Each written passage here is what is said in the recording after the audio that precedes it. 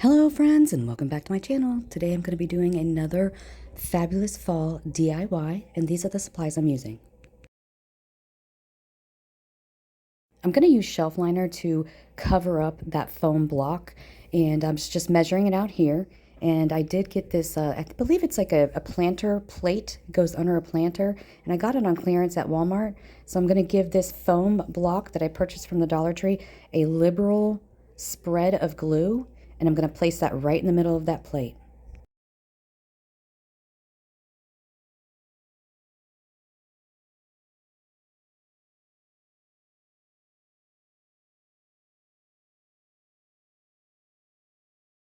Next, I want to go in with my shelf liner. We have a bunch of this left over from when we remodeled our kitchen, and so I'm going to use it. I'm going to use this to cover up that foam block, and what I'm going to do is I'm going to use these floral pins. I believe they're called U-pins, and I'm going to use one on each side. I'm just going to pierce the pins through the shelf liner into the foam.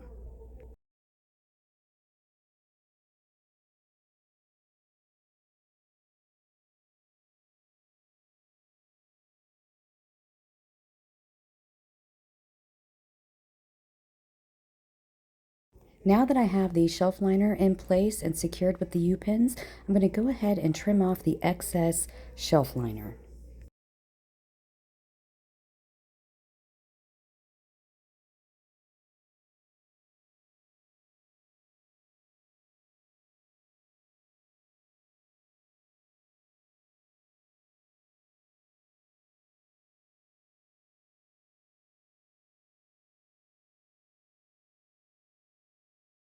Okay, the next thing I want to do, the next step, is I want to break apart these florals that I have. I had this left over from a previous project, and so I just want to break them up and get them into bundles.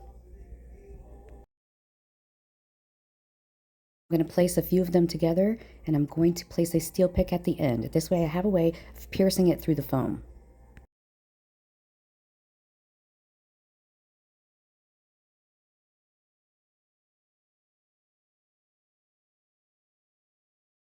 Okay, I want to pull out my focal point now. This is a Scarecrow that I picked up from Hobby Lobby. He was 40% off. I thought he was super cute, so I just trimmed off the stem because it was rather long, and now I'm piercing it through the middle part of that foam. I thought he was just super adorable, and so I was like, I'm going to make a centerpiece with him. He's such a happy Scarecrow. Okay, I do have another floral bundle that I had left over from last year, so I want to go ahead and prep that and get that ready for me. I'm just going to trim it off the main stem, and I want those pieces ready for me.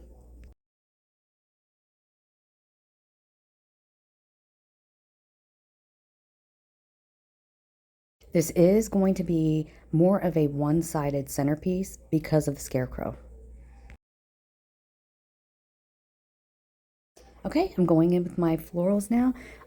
Part of that bundle, the floral bundle, had these pine cones with this grass in it and fall leaves. So I knew I had 3 of them and I wanted to place one on each side of the Scarecrow and then the third one in front of him.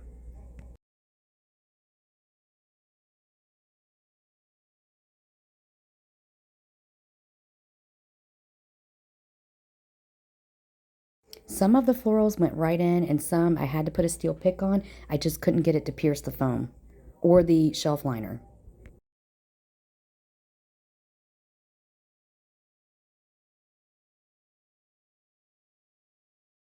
This is going to be a very full centerpiece. It's the florals on here are rather large, and I can't wait for you to see the end result. This is one of those projects where you just have to trust the process.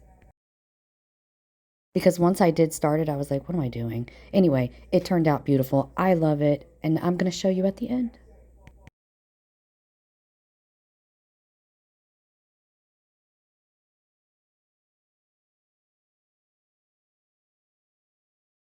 I'm going to apologize now if you can hear the TV in the background. I'm all the way in my craft room, and my husband is in the living room watching the West Virginia University football game, and I think he's deaf.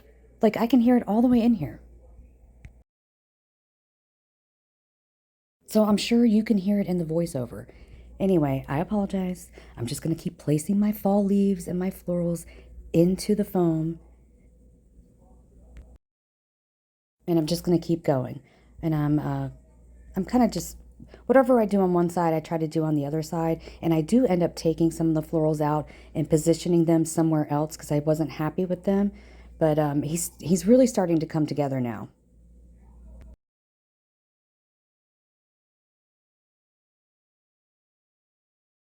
And I just love the pop of blue in here.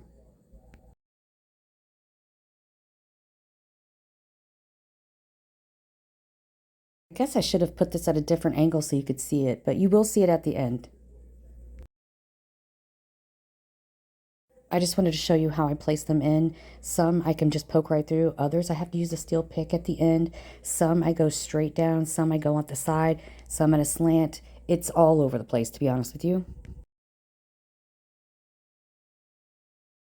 Okay, friends, last floral bundle. These are the ones that I was telling you. The florals are very large, and I did play with the placement on a few of them, but I loved this bundle bush. I believe it came from Michael's. It was one of my supervisors actually gave this to me, and because she knew I would use it.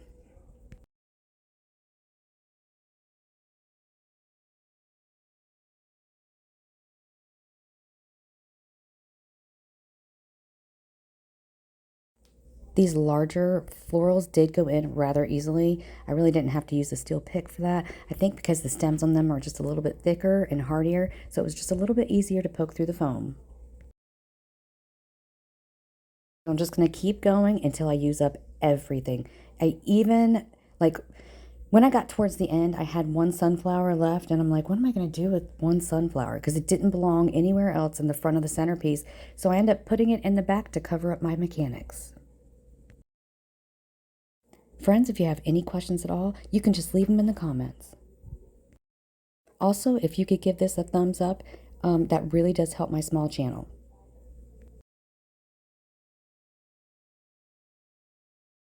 This is where I decided I wanted that white mum in between the two sunflowers, so I'm just swapping them out here. And then I had that's when I end up with the extra sunflower, and I'm like, where am I going to put this? It doesn't belong anywhere, so I put it in the back.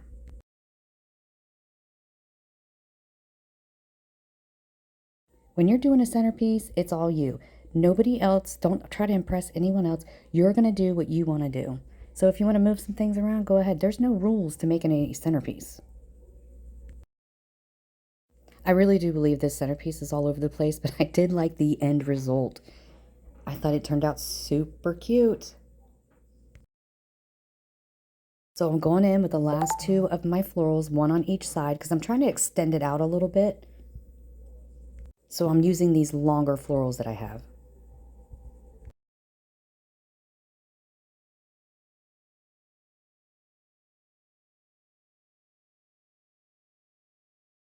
Okay, so for that extra sunflower, I'm like, what am I going to do with this sunflower? I'm going to turn it around and I'm going to place it in the back because I want to cover up my mechanics.